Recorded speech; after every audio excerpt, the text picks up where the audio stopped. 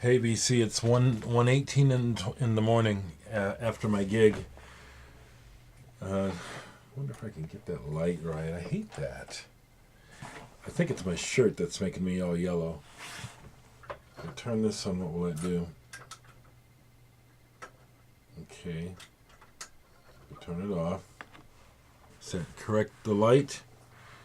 There we go. That's correct. Just coming at you because I'm sitting up, gonna try to go to bed here soon. I had a gig. Remember I told you I had a gig coming up Wednesday night, and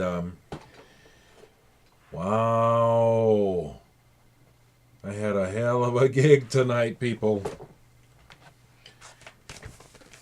I played most of Flyover Live. I did a thing called singer-songwriter night at a local small bar called the Library Pub here in Omaha.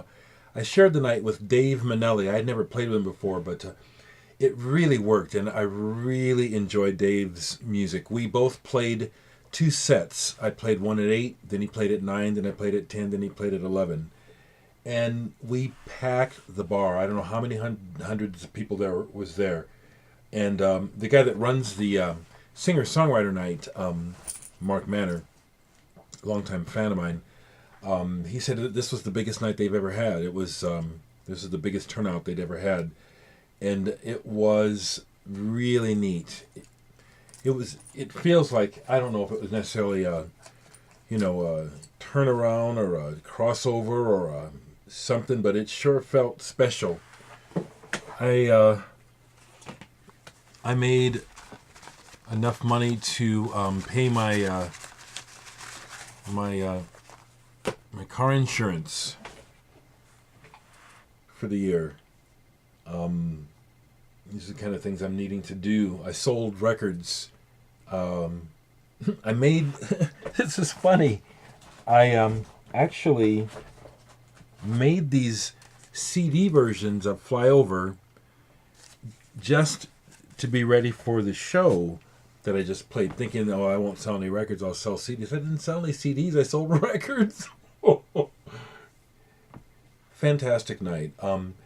Dave Manelli doesn't have any records out. He's a local singer-songwriter, and he just owned his songs, and he played some covers, and it really worked. It was a singer-songwriter thing. He played a Ryan Adams song, and he played a Wilco song, and the juxtaposition between my music and his music worked, and I loved his set. See, that's the thing about live music. You know, I have something by Wilco here, but no. Oh, yeah, I do actually have Ryan Adams on CD, but I don't listen to them much here. But I appreciate that stuff. Live makes all the difference. You know, if you can sing a song and take me with you, well, I'm not going to resist you. And Dave Manelli tonight was just spot on. And the band, you know, it wasn't his regular band. It was friends, and it was all acoustic. He had played dobro on one song, mandolin. They had a young lady sing, Laura, who it turns out I had recorded with years ago and forgot. But that's pretty cool, actually, to have done so many things now that I've forgotten all the things I've done. The band Gage, local band Gage, that were really big into REM. I helped them make a recording, their first recording. But I just I have that buzz that all of you musicians understand that you get when you know you've done well. That's how I'll describe it. Maybe another person will describe it different. Maybe it's the buzz of the audience or something. That too. My music is different, and people came to see me, and by the second set, people were more oriented. I don't give the audience the usual familiar touchstones that help people find their space. My music, like the Flyover music, has a beat, and it's very beat, and it's sexy, but it's not sleazy. I'm not saying all club music is sleazy, but there is a sleaze aspect to it, or rather a sex aspect aspect to it that my beat is, it's a sexy beat, but the feeling of the music, when people got up and danced tonight, it was interesting because the people that ended up dancing were really brave because they couldn't get up and do like a sexy club bump, even though it was a sexy beat. It was like, how do I define myself dancing to this music? Because it wasn't just like we in the club and we doing this, and no offense to that. I'm just saying that, I observe my shit, and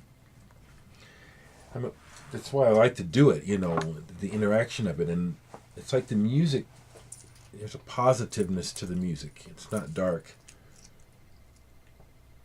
And I don't know that I'd ever met Dave before, but by the end of the night, we're hugging each other and he's telling me he loves me, and, in a very sincere brother musician kind of way, because the night, his music, I found myself tapping my feet and clapping, because, and it's just real simple country kind of music.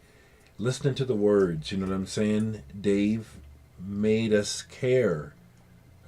I think that's, the magic of good songs, is that you inhabit them, or somehow, even if you don't relate to it, the person who is making you care. So I just wanted to vibe on that for a minute.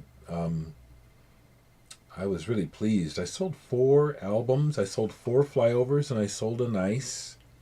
That was really neat. That felt good. And like I said, that combined with I got paid a set amount for the night. I just need to get this together. I got it right here. Take this motherfucker and pay this tomorrow. My car insurance, State Farm, baby. That's who I do. And I just pay it. I'm sure someone could say, "Oh, I could probably help you get a better deal." It's like, I suppose I should care because I'm so poor, but it's like, man, I just give them the money and forget about it, Because, as I keep saying, I keep it simple, and so therefore, the sweetness of things is really sweet.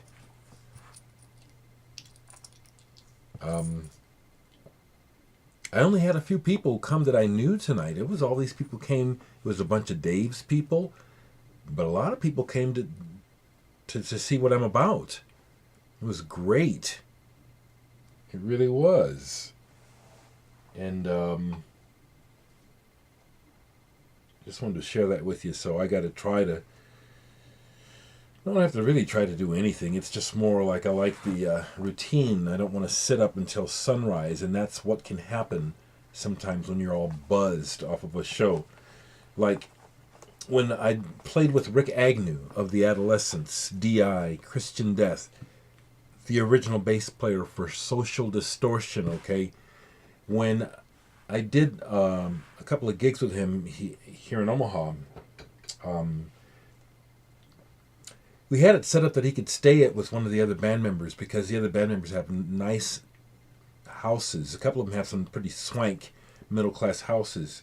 But Rick wanted to stay with me, which I thought was just ultra cool. It's like he's just, he's downtown, like Lou Reed, He wanted to stay down here in the ghetto with me.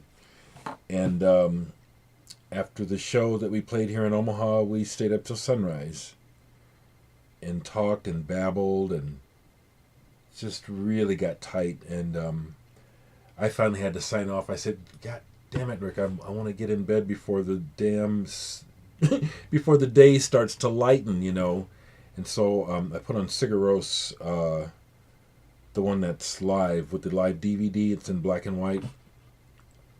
And so then we're like this, watching the Cigaros, and I just left Rick like that, sitting up. I think he sat up and fell asleep sitting up. I don't know. But that's an example of that buzz that you get after a good show. It's why so many artists end up dealing with self-destruction, because you have to find a way to come down You know, sometimes the high lasts for days. I've experienced that without drugs. You're doing drugs trying to come down, and all you do is just get crazier. But it was awesome tonight. It was awesome music night. And I'm really thankful to whatever, however I'm going to define it, because I'm living my dream. I'm playing music that is very original, so original that a lot of people aren't sure what to do with it right away. And frankly, this was something that I wanted. I prayed for it back when I was a teenager, especially after I discovered Genesis. I said, man, if I could ever write something this cool, this original, and I am. You know, not to say my music is as good as Genesis, but you know, my music is very original, and I'm playing it, and I'm making it. You know, making enough money to pay my car insurance for the year or for one gig. Um, uh, should should the world fail to fall apart, I might be able to do something with this music here, eh? I'm just happy and want to share it with you guys. It was a great show. It was a great show. Dereck Higgins and David Manelli. David Manelli's music was really good.